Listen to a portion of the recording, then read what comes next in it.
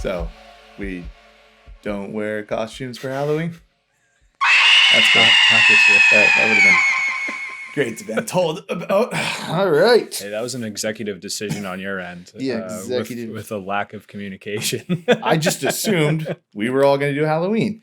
Welcome to Consulting Logistics. I'm Kyle McNaught, and today, joined as always, it seems like, with Steve and Aborn. Steve, how's it going? Good. I'm just having a little costume envy, but You've dressed as a boss, I guess, is what you went as.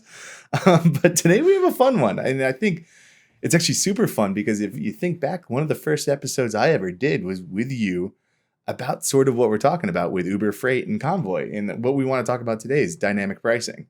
This in particular comes from, like, we've been hearing it more and more. We were at TransTech at the beginning or the middle of this month. And at TransTech, they talked about, like, actually it was one huge conversation at the very end. And they were talking a lot about dynamic pricing, what it is and stuff like that. And it's interesting. Yeah, that was a good conversation. Yeah. I got a little feisty during that conversation. You did. You got a little argumentative with the answer. But, the interesting thing is, as you and I have continued to talk, it's dynamic pricing can mean a ton of stuff. It's a buzzword in the industry right now. And I think it really aligns a lot with technology. So when you hear dynamic pricing, it can be a ton of things, right? It could be just airline tickets. It can be buying sporting event stuff. It's so many things, but what I want to talk today about is dynamic pricing and freight. Sure. So, I mean, it definitely means a lot of things to a lot of companies. I mean, when carriers come in now, it's a question that we hear a lot. It's like, well, what is your opinion? What are your shippers? What are your clients? What would they think about a dynamic pricing model? And our question is always, well, talk me through what that means to you. Because, I think what you'll find is across the different carriers, whether it's carrier A, B, or C, they have three different opinions on what dynamic pricing means and how that's going to impact their operation and how they're going to operate it. So, right. So I did a little research before this, believe it or not, as much as I like to just say, hey, I'm dumb and you guys tell me what's going on. I did a little research and kind of looked at what dynamic pricing, or at least what it really means. So first thing I like to start off with is the terminology and kind of just give you what I was reading out there, that kind of the buckets that fall under dynamic pricing. Sure. And kind of help me understand it in terms of freight, what this could possibly mean. So Sure. The first one under dynamic pricing was surge pricing. So what would that mean in freight?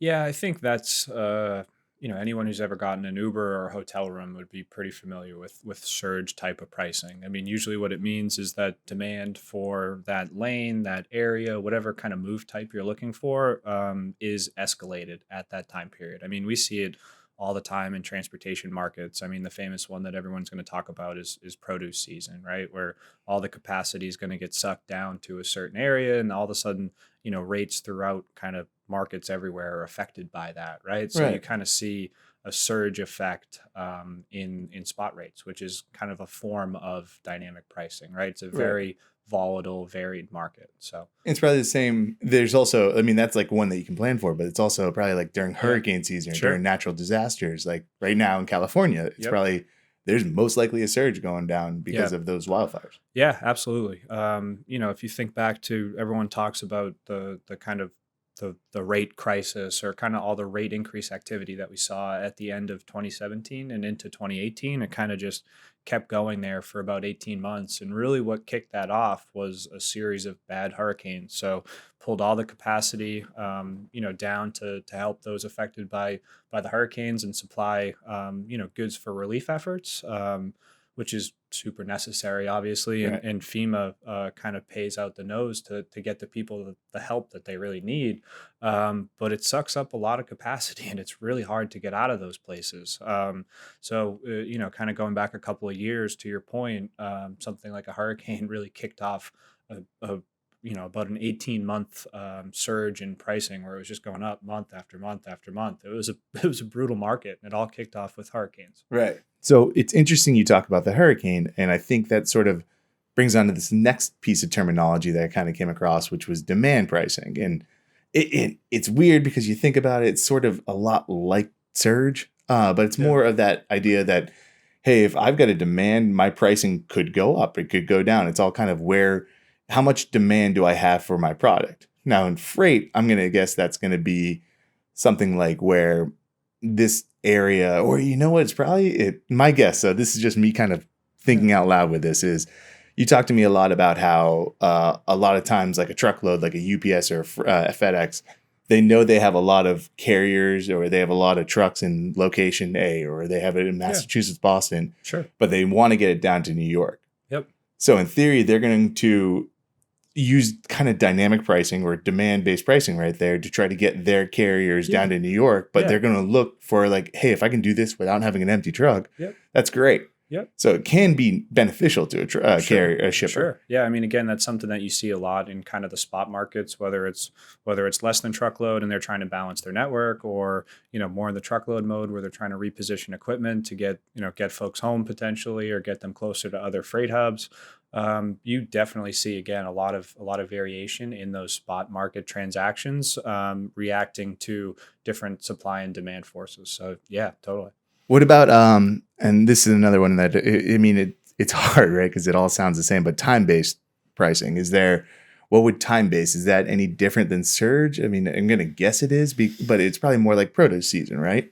Yeah, yeah. At various times, it kind of depends on how you approach it. Some companies, depending on the markets that they work in, they'll negotiate. Typically we're looking at negotiating 12-month contracts for our clients. Right. And so what some companies will look at do is sometimes maybe depending on if they're highly affected by produce seasons or if they're in highly kind of highly variable markets from a transportation perspective, they'll look at kind of negotiating rates around that so that they can ensure their capacity. Because at the end of the day, and you'll hear us, if anyone who works with us is pretty familiar with us talking about how service is the most important thing first, right? Right. We don't want to negotiate rates and then have a bunch of missed pickups or damaged freight or any of the kind of poor service characteristics from a carrier perspective. So that's definitely something that we like to do depending on the markets that you're working in and the freight types that you're working in. If you're going to have problems from a service perspective, sometimes it makes sense to kind of tighten those negotiation cycles from 12 months to 1 month or a quarter or whatever it is that makes the most sense. Right. And I think that kind of brings us on to our next thing, which is sort of where can a shipper get in trouble with it? And a lot of it, I think, comes from understanding what the pricing structure is. Because, I mean, a lot of the stuff, I mean, I only had, I went to 3 web pages and kind of was able to understand what dynamic pricing kind of meant for that type of stuff. But what's a shipper have to kind of worry about when they start to get into dynamic pricing, especially the different models and stuff? Sure. I think you have to figure out. So I'll reiterate kind of what I just said Right. is that the right service model for you? I mean, a lot of the demand-based pricing or, potentially the Uber Freight or the Convoy, the digital freight matching, like a lot of that around the service in those kind of spot market transactions. I think you want to be very mindful of getting the service that you need. I mean, from a risk perspective, if we were to assign risk to negotiated rates, kind of negotiated, repeatable, you build relationships with those people, you're able to, have digital connections, right? You're really able to work with those companies in a sophisticated way Right. versus, hey, we're playing around in the spot market. I think you kind of have to think about what's important and whether you're going to chase rates and rate opportunities, or if you want to really try to partner with carriers and get that service that you're going to need to operate your business at scale, right? Any of those problems are just causing manual hours, manual work, disruptions. I mean, that's all stuff that in some ways is inherent in the transportation industry, but you also want to avoid that as much as possible. No one wants, a multiplier effect on bad service, which I think is a little bit of a risk. When you have those opportunities where you're looking to match capacity with a truck heading in that direction, right? I think there's definitely a little bit of risk in those in that area. What about planning and budgeting? Because I know that's a lot of what kind of a shipper's job is, and it turns into communicating with your buyers and your finance and everyone else what's happening. Yeah. But how do you plan and budget when pricing isn't set in stone? Yeah, it's a great question.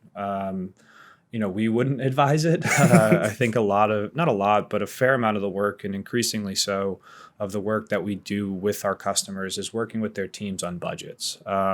We have a really good feel for the markets in different areas, and they're able to provide, projections and volumes and what they think is going on with their business. And we have to kind of align on a budget that goes up the pole to their management teams, right? That gets put into potentially, goes to the Security Exchange Commission in some case, right? Right. So I think when you're looking at, really living in that spot market, let's go back to 2017 again. If you were to pass in your budget in June of 2017 with a really spot heavy operation, you were looking at rates going up 30% by the end of the year, and in some cases 70, 80, or double over the course of the next year. I mean, that blows up a budget really, really quickly, right? Right. And there's not much that you can do about it from a risk mitigation perspective. You don't have those partnerships with carriers where you're able to say, listen, I know the market's up 30%. Is there anything that you can do? We've had a partnership. We've been working together for a long time now. Is there anything that you can do to help me mitigate that cost? And, I think carriers want to build relationships just like anyone else does. So that, you put yourself into a much better position if you have kind of strong, healthy relationships, long-term relationships with your carriers. So, and I'm sorry to go off script with this. So why are carriers trying to get more into dynamic pricing then? Because you seem to eliminate that ability to have a relationship, have someone who's at least not looking out for your back, but willing to scratch your back in a bad time. The same with the opposite with your shippers. I think it's two main drivers. I think one is carriers are paid by their ability to fill up their trucks and move freight, right? And a big problem, if you ask any carrier, is going to be they drive empty miles. It's unavoidable in some ways, right? So I think when you look at an Uber or a Convoy, or some of those types of companies, what they're trying to do is maybe some guy has a truck and he's going to A to B, and he's got 20% of his truck empty. Is there a pallet? Are there two pallets that they could drive some revenue off of that, so that they can reduce those miles with no real revenue attributed to it, right? Empty space on trucks. That's what they're looking to do. I think the other thing that we hear a lot from carriers is there are certain times based on shipper behaviors, right? End of the week, end of the month, end of the year, where there's a lot of demand, right? There's a lot of demand for those services. So if you think about potentially an LTL terminal, they're getting flooded with freight. That's hard, so what we hear sometimes is, what if we were able to come up with a pricing structure where, again, let's just use LTL for the sake of conversation, but what if we were able to come up with a structure where you have a 75% discount or a 50% discount, it doesn't matter, Monday through Wednesday, but then on Thursday, Friday, where we're getting slammed by all these other customers, you have less of a rate. So it de-incentivizes you from shipping on Thursday and Friday, which puts relief on their terminals, which allows them to operate more efficiently. They don't get bogged down. They're able to deliver good customer service to the customers that are, tendering them freight on say Thursday or Friday. And if you think about it in that way, the same thing happens at the end of month. I mean, anyone in transportation or supply chain knows, end of month, end of quarter, end of year, it's a nasty time to do business. So from a carrier's perspective, are there some incentives that they could give such that they might change your behavior? If you have a 30% discount on one day and a 50% discount on another day, I mean, is that 20% variance in discount? Is that enough of an incentive? Does that mean enough to your bottom line as a company that, hey, maybe you back off shipping at the end of month, end of quarter, end of year, right? So I think those are some of they're trying to incentivize good behaviors for their network until they're able to balance that out a little bit better. So how do you as a shipper find out kind of what they're doing for dynamic pricing? Like, is that... Sure. I mean, I think what we would recommend is you try to do that at the negotiation level. So again, if you think about building strategic partnerships with these carriers, now, for example, we negotiate a lot of point-to-point or state-to-state based pricing, right? Right. So what if you were to negotiate an additional layer to that, where it's point to point, state to state, with the next iteration being day to day, right? Right. So you have a certain price maybe on Monday, a certain price on Tuesday, a certain price on Wednesday, a certain price, et cetera, et cetera. Right. And then you have full visibility and full responsibility into what you can control, right? I know what it is. So it goes back to your budgeting question. It goes back to, kind of a risk mitigation strategy a little bit, in terms of what we're able to, what is a high risk shipment versus a low risk shipment, right? You know what it is. And that's really kind of the name of the game when you're approaching a negotiation, and approaching, budgeting and all the stuff that you want to be doing that are best practices in transportation. But I think it also lends to that point that, I mean, we preach it all the time of how important digital really is. Because Yeah. it Oh, seems yeah. almost, it's going to be impossible to Right. do a dynamic Totally. pricing structure Totally. with your carriers, which is Totally. where they want to be, because it's the Right. new hot tech buzzword. Absolutely. If you're not going digital. Yeah. I mean, I think you're 100% right. If you think about the complexity in loading a contract like that, some of these contracts are really thorny. There are a bunch of different options in our system about how we get pricing and rates into the system. But, one of the crudest measures is essentially, think about it as a big Excel file where you have, whatever it is. Again, let's just use state to state for the sake of the conversation. So you have,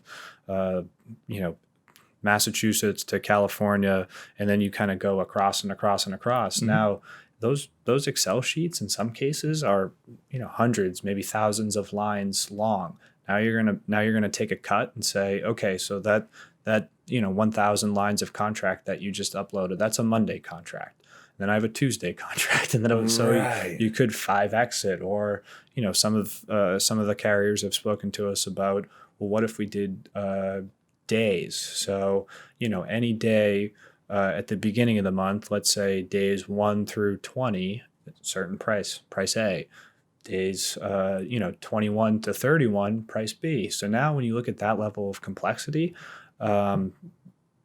it's tough. It gets really tough. I mean, that's where I think something like an API connection or an API call to a carrier from a shipper's perspective makes that so much easier.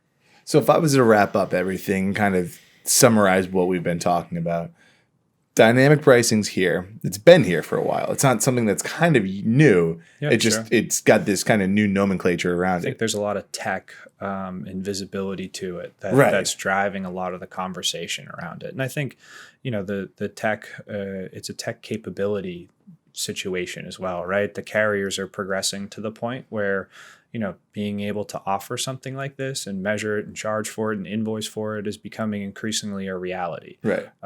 Smarter pricing at structure. scale, right? Right. Not just in a one-off, very manual way. They're able to do these things at scale, so they're starting to explore, what type of appetite is there from our customers. Right.